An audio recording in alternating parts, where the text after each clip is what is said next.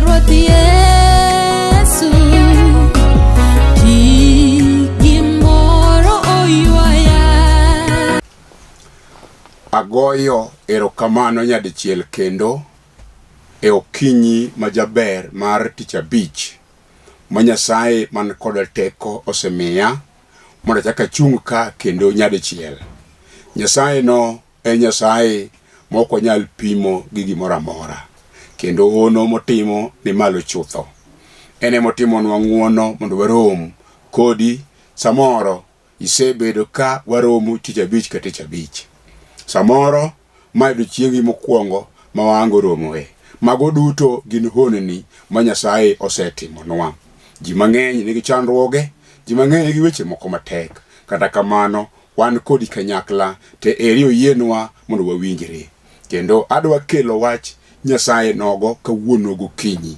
Akwayi ni thuolo bende sekao mondo wabed kanyakla no, kik dhini kayiem nono. Bende kik ywagi ang'e ni naketho sechena kabedo ka nawinjo wach Nyasaye to onge gimokonyago.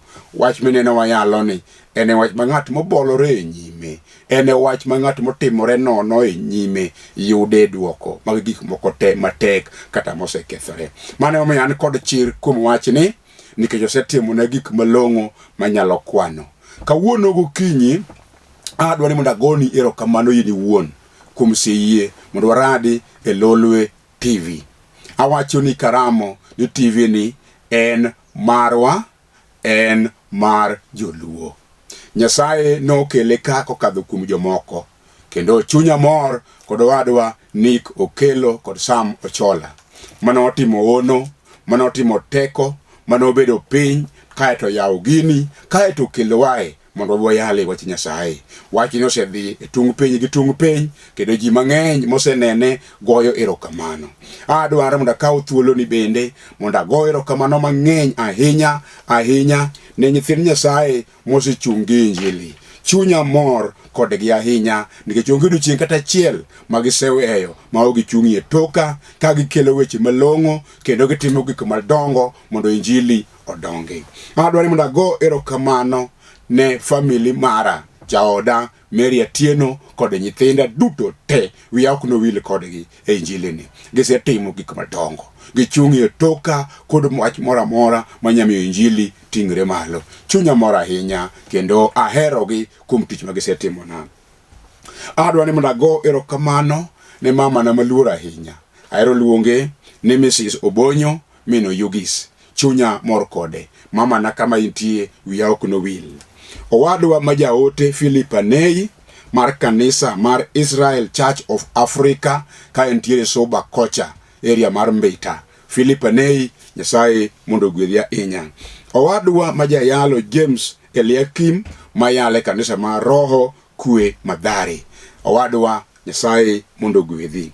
Owadwa majayalo wadwa Dan Owade ma aseme Kubudho Beach ka en gi jaode manyare Imbo gi nyathigi miluongo ni Kevin. Chunya mor kodgi, wiya ok nowil. Juma mokalo no host wa ka wayalo Yesu e dalane kuom juma achiel mzima. Owadwa Dan gimitimono Nyasaye maratego osana maparo miere mondo pari. Oganda mathoth nonwang'o konyruok kuom gik madongo manotimo dalani kech ni yie mondo oyal Yesu ratego e dalani kanyo. Adwa ni mondo ago erokamano ne nyaminwa maluoro gi chunya Mama Eunice Matunga Oasori Center Kadongo piny Kabondo. Mama na erokamano. Weche mineno riwe nyimigo eko wabiro lame Nyasaye, gibiro chung nikech osana gimatamo to onge. Nyaminwa manyara lego miluongo ni Lilian Mok Riek odak e piny mar Amerika kendo kure motiye gi jaode. Ne giwinja, ne ginena, gisechung koda gi Injili. Nyasaye mondo umgi mang'eny, Nyasaye mondo telgi ahinya. Mama na miluongo ni Mary Abwao ka Papo Lengo Alego Komenya. Chunya nyisa ni mama na agoni erokamano kuom duto wasewacho, kuom duto misetimo, kuom chung gi Injili. Nyasaye mondo gwedhi mang'eny, Nyasaye mondo umi. Wiya ok nyalo wil kod owadwa magena ahinya Michael Otieno Masiaga. Owadwa alamo ni Nyasaye, kendo kata sama wuoye ni ichung kidwaro kom mar MCA Madandora Ward 4 and 5. Iwinjo wan kata an alamo ni mana Nyasaye. Ruoth nodwaro ni mondo yud komno onge biro romo gi weche moko matek to Nyasaye biro kadho kodi. Omiyo alamo ni pile ka pile Nyasaye mondo umi. Atieko kod owarwa Yusuf Odimbo mar Starlight Senior Academy ka entiere Dandora. Chunya ogone erokamano kuom weche duto mosetimo nikech Injili. Bende atimo mos ahinya kuom tho mar Tresara marwa mar Starlight Senior Academy, owadwa Hudson Onzere. Litna mokadho to duto gin chenro mag Jehova Nyasaye. Waweyo duto te biro timore kare. Walamo ni chenro mondo bed kare ko biro kowe dalane kare yweyo ka Nyasaye ochung' kode weche te. Adwaro ni kama intiere nikech isekawo thuoloni kendo yie bolori kendo yie duokori piny, go chongi piny mondo walam Nyasaye. Wuonwa kendo Nyasachwa, abiro e nyimi gokinyi sani mondo agoni erokamano kuom duto misetimo e otieno mangima ka wasikwa ni oko to piny otimo mudho. Osana ichungi arita kinyiso wahera mang'eny. Yaonwa piny kogwen mondo wane gik madongo kendo wawinj chenro magi ma in godo kodwa. Chunya obedo kod mor mathoth nikech in Nyasaye maneno konde duto mag ngimawa.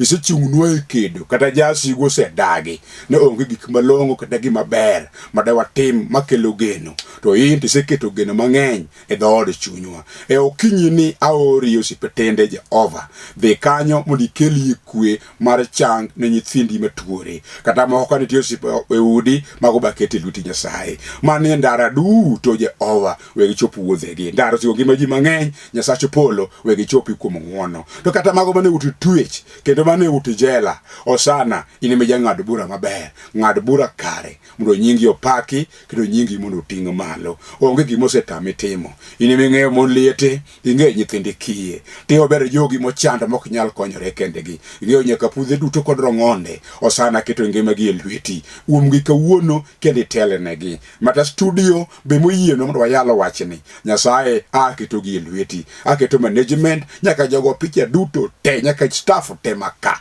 Osana iting'i malo. Injili misemiwa ma wayalo ni Nyasaye. Mane wiro wae kod teko mang'ongo mar Roho Maler. Mane mo mang'we ng'ar Nyasaye ole wiwa kalor piny. Jehova Injili motim gik madongo. Omuk nyaka gode mochung'ie nyimwa ma samoro waparo ni ok nyalre, to wang'e ni kuomi to nyalore. Osana tim gik madongo mago mwapenjo itimnwa kata ma ok wapenjo medi, ok wachuno to wasayo e nying Yesu Kristo ma Jawarwa. Amen. Akwayi kama intiere ni mondo ibi wachi ni amen. Adwa somo wach mondiki e kitabu mar Ezekiel 37 mawacho niya, matindo 4. Owacho, ne owachona niya, kor ni chokegi wach kinyisogi niya, un choke motwo, winjuru wach Ruoth Nyasaye. Mano 4. Weche kasom alengra ya par, wacho niya, kuom mano ne akoro wach mana kaka ne osewachona. Eka muya nodonjo kuom joma othogo mi gidoko ji mangima kendo gichung' gi tiendegi. Ne gin ji mang'eny moromo bedo oganda lweny mang'ongo. Nyasaye nowachona niya, wuod dhano, jo-Israel chalo mana gi chokego. Giwacho ni gituo kururu kendo gionge gima gigeno. Kuom mano kor ni jo-Israel wach kinyisogi ni an Ruoth Nyasaye awacho kama, abiro elo lieteu mi agolu oko kendo aduoku e pinyu. Wach madwani mondo awuoye kawuono gokinyi ma Jehova Nyasaye kokadho kuom teko maduong' mar Roho Maler okelona en ni bende gichako gibed mangima kendo. Apenji, bende wach minenono dochako bedo wach mangima migeno kuome kendo? Mane thuono wach ma dwaro ni mondo apuonji dakika manok. An mawuoyo kode nyinga iluongo ni Pastor Benard Otieno Wiso, kendo an jako chia Makamenya, Homa Bay County. But school moro ni Nyalienga Primary School. Nyasaye mayalo wachne ni notimo na ng'uono ka gima long'o kata gima ber manyalo kwano ni nasetime nyime ne onge. Kendo kata kikwano joricho matimbegi ne ok long'o, tanenora ni an jatelo mar jok maricho manotimo gik maricho. Piny nosekweda, kendo gimoro maber manonyalo ne kuoma bende ne onge. Tawuoro ng'wono maduong' ma Jehova Nyasaye otimo. Jowadwa, ka wageno kuom Nyasaye to gik malong'o timore. Sama nawinjo injili mar gony kiyalo kod owadwa Joseph Agunga ma wuod Omoro, napenjora weche moko e dhood chunya, kendo wachno noloya kod bura. To mano ema nomiyo sama nasegora piny ka bura oloya, naluwo bang' jodongogo, kendo nyaka giko, nyaka kawuono pod asingora gi Jehova ni ok anawe wach maduong' mane Agunga wuod Omoro okete dhood chunya. Wachno pod ngima kendo pod otiyo. An bende Nyasaye noloko ngimana, kendo kawuono anyachung' e nyim oganda kayalo wach maber mar pinyruoth. Omiyo an kod chir aseneno gik ma Nyasaye osetimo. Chunya obedo kod mor mang'eny ka ana mane piny osejwang'o anyalo chung' e nyim oganda mondo ahul ng'wono kod ber ma Jehova Nyasaye osetimo na kendo timo ne jomoko kokalo kuom lamo kendo kokalo kuom kwayo matero e nyim Jehova. Mano miyo simbe ma ji osegoyo na ka geno dok kuonde ma osekethore, chunya bedo kod mor kawinjo ni gik madongo osetimore. Omiyo apenji kawuono ni to gima otwo kururu no be ineno konyalo bedo mangima kendo? Kata wuoyo kodi sani gokinyi ok ang'eyo gima otwo ma intiere godo, kendo wach mineno kotwo ma ok nyalre no, an ma wuoyo ni samoro ok anyal ng'eye, in iwuon to ing'eye. Mano emomiyo an nitie gima notwo kuoma, kendo gik motwogo te negibedo matek kendo negisetho, ne ok onyalorena. Natemo gi yore duto mondo arom kod gik mabeyo manyalo dongo ma pod gi ngima kuomgi. Onge gimoro kata achiel manodhi mana maber. Ne an gi nyithindo madhi sikul, notamore ka skul fee ok nyalre, nobet matek, kendo nyithindo ne riembo sate nikech ang'o? Ne onge yo mana nyalo yudo godo yo ma nyithindo dhi godo e sikul maber. Kata mana ot mane adakie ne ok nyalre, chule ne ok yot, ne en ot michulo pesa moro matin, to ne ok nyalre, nobedo matek nikech ang'o? Yore mag yuto notuo kuoma mane onge yo manyalo godo mangima. Kawuono sama wuoyo kodi ni to chunya nyisa ni in bende samoro kadho e wach moro matek mosetuo kururu. Akoni ne wachno ok in emeyango kadhe. Ezekiel, Nyasaye luonge ni wuod dhano, kendo roho mar Nyasaye no ogole motere e holo kama choke lilo motuo ta emanitie. An gi tekona kod riekona mar dhano adwa chalo kod Ezekiel, nikech ka Ruoth openje to choke minenogi be nyalo chako bedo dhano kata nyalo chako bedo mangima. Ka nong'iyo to oneno ka onge yo machogo mosetuo, mosewiti.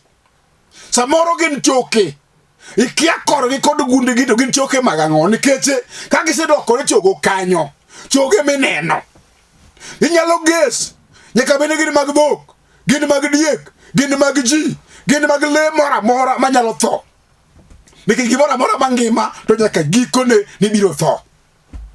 Notame kako chiw duoko, omiyo nobolo ni Nyasaye to kod Ruoth ni winjo Jehova kata ipenja penj machal kod ma, taduoko ni wachno ni in ema ing'eyo, kendo in ema inyalo, bende in ema itimo, bende in ema in kod hono, in ema ing'eyo gik moko te. Mano Ezekiel duoko Jehova Nyasaye.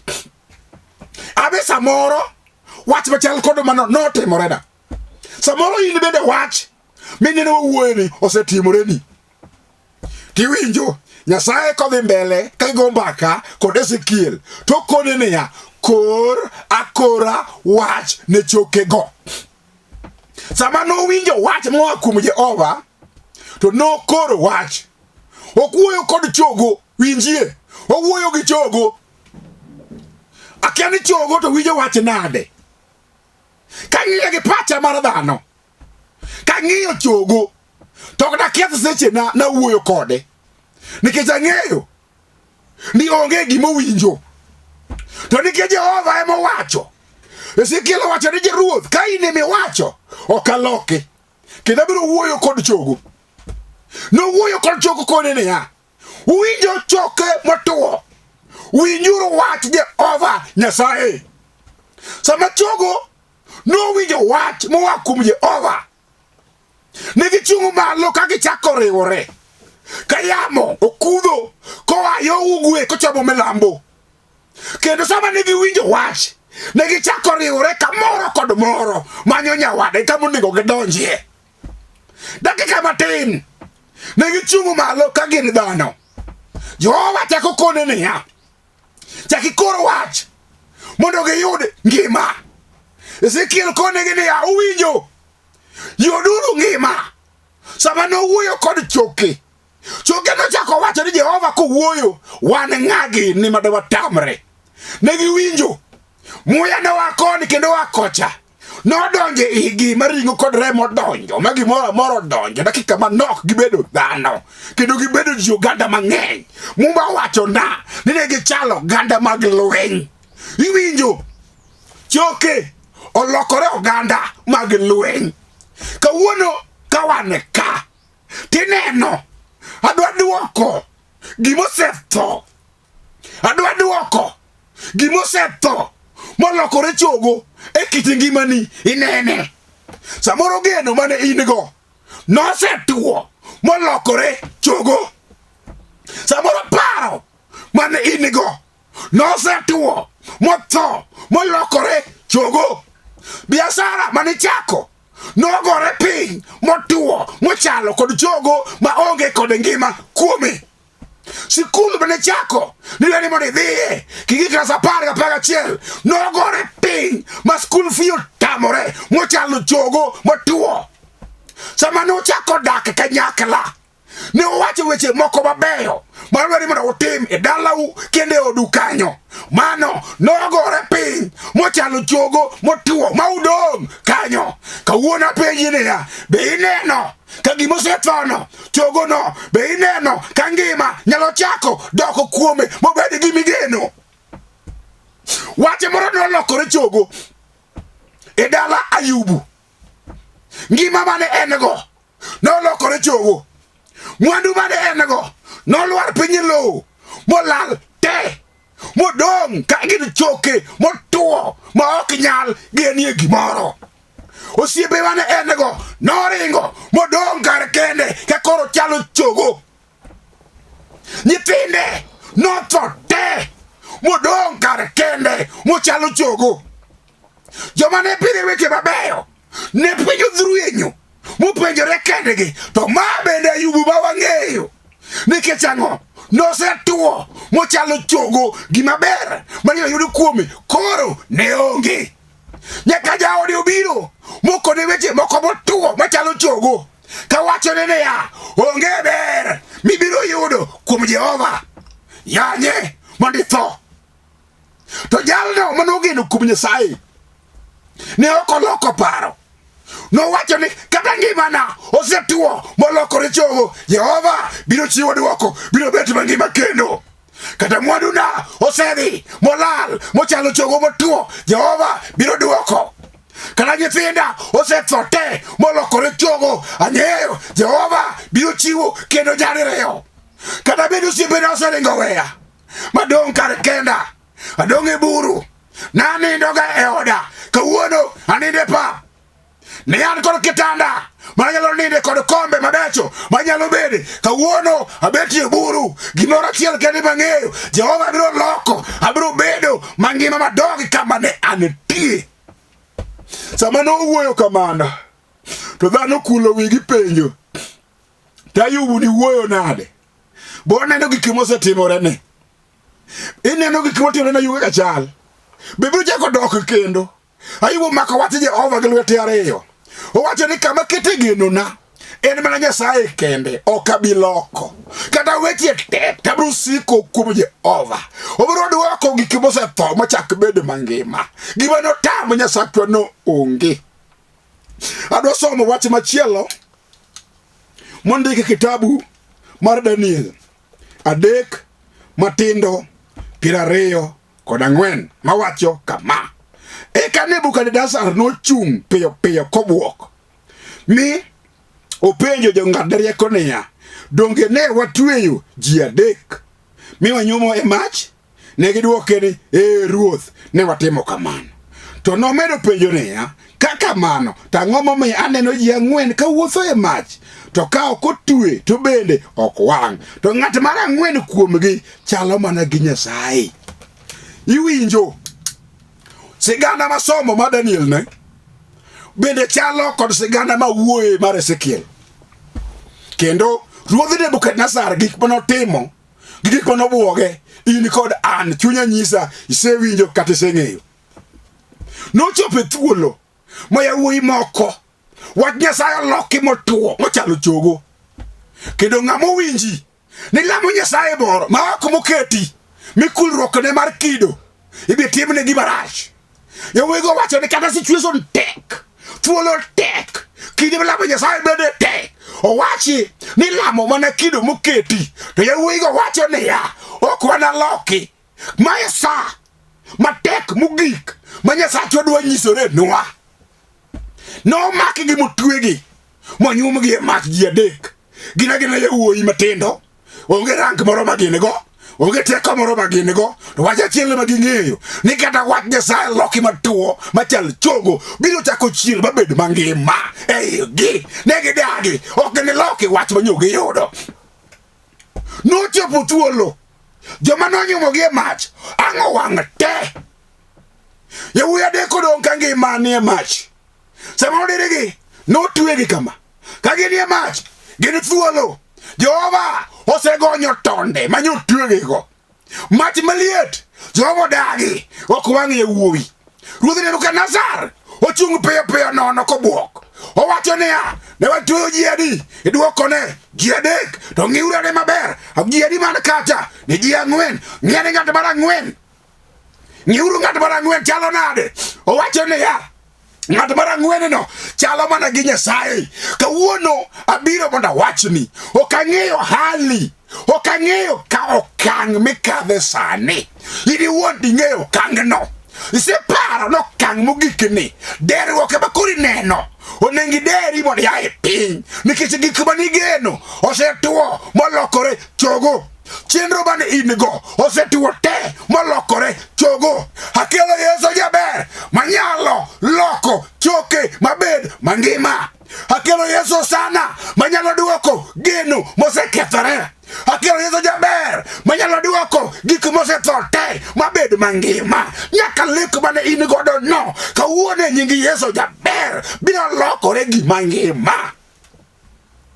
Samoro kata ot mane chako ni mondo iger, kawuono kidhi kama ne chake no tineno gik mosemukore, matafare manosegore piny momukore ma ji okwala mamoko lumo tiye molokore bungu ma jomoko wuoyo kawacho nohedhore ka. Okwagi matafare gi noyudo kure nikech noonge namna. Matafare gi noyudo kanye mamiyo koro nobiro kodgi bokelogi ka. Gima ber yudo kuom gino onge. To kawuono e nying Yesu osana ratego maduoko gik mosekethore chak losore maber. Akelo Yesu jaber, akelo sana jaber, akelo sana jaber. Jal manyalo duoko gik moko te mosekethore. Iwinjo mama na obed kata tuo matek mar kansa moserido ni ngima, momi dhero kendo piny osemaki, momi wacho ni ditho malit machal nade. Ok ibi tho, Jehova biro duoko ngima. Obedi tuo mar okimi moserido lake, kuomi mosemiyo dendi odok piny ma ok inyal kata chal chon. Kawuono akelo Yesu jaber mokimi ong'eyo nyalo ringo madhiyo. Kata bedi wach ma school fee mosetamore, Yesu ni kod duoko. Obiro keto duoko maber ma gimoro amora bed kare. Ere joma nwang'o wach maber kuom Jehova gin jok mabolore mogeno kuom Nyasaye, gin oganda mowacho niya, onge kama machielo miyude konyruok mak mana kuom Jehova Nyasaye mane miyalo injili. Mano miya biro kod injili tana barumbe lweny obiro kedo lweny mari no kata obedo ni to okinyal osana to nyalo kata okinyal timo osana to timo kata osekethore osana to loso kata osekere osana to biro jo magik malong'o timre ne Nyasaye. Apako nying Nyasaye manyalo gik moko duto. Winjo mamana, winjo wadwa, pok okethore maditam Jehova, pok okethore mane Nyasaye ok nyal timo. En ang'o maditame mane omiya penji, dongi yie ni gima osegore pinyno, dongi yie ni gima osethono molokore chogo nyalo bedo mangima. Alamo ni Nyasaye mondo gimoro amora mikete chenro obed gima ngima, kata obed en ang'o mosekethore. Nyasaye maratego ne kod duoko gima osetame onge. Kaka noduoko ne Ezekiel obiro duoko ne in bende. Kaka noduoko na Ayubu in bende obiro duoko ni. Kaka noduoko yawuoyi adek maka yuda ka weche tek in bende obiro duoko ni. Kik chunyi kik chunyi tho, kik ibed kod geno moserumo ni koro idong' kar kendi chalo jathi kich, chalo jathi liel makaka chaki onge. Wachako gi Yesu kawuono, chako Osana kawuono, wanaluongo Yesu kawuono, Osana telo wanaluw bang'e kawuono. Yesu ngima, osechiero wa kuom joma otho, en kende moloyo tho. En Polo osegolo nyinge mondo geno te ma osekethore ochako yudre kendo. Awacho ni karamo kigeno kuom Nyasaye to gima notami onge. Bolri ane mondo igo chongi piny walam Nyasaye mondo ine gik madongo ma Nyasaye timo. Jehova Nyasaye Osana ratego kawuono ni tagoyo ni erokamano.